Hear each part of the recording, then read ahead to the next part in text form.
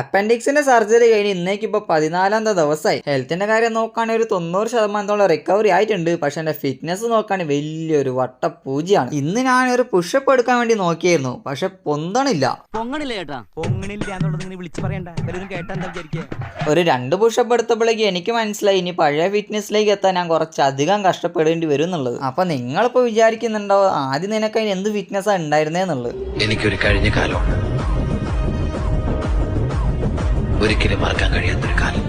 ആ ചോദിക്കുന്നവരോട് എനിക്ക് പറയാനുള്ളത്, ഒരു മന്തിക്ക് വേണ്ടിയിട്ട് കോഴിക്കോട് മുതൽ വയനാട് ചുരം ഫുള്ള് ഞാൻ ഓടി കയറിയിട്ടുണ്ടായിരുന്നു, ഏകദേശം ഒരു 50 കിലോമീറ്റർ. ഞാൻ ആ ഒരു ഫിറ്റ്നസ് ലെവലാണ് ഉദ്ദേശിച്ചത്. വീഡിയോ കാണാത്തവരാരെങ്കിലും ഉണ്ടെങ്കിൽ എൻ്റെ അക്കൗണ്ടിൽ പിൻ ചെയ്തിട്ടുണ്ട്, ജസ്റ്റ് ഒന്ന് കണ്ടുപോവാം.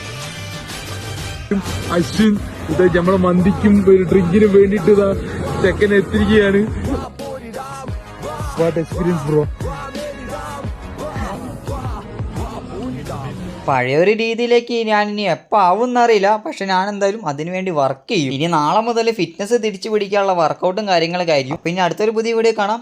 ബൈ.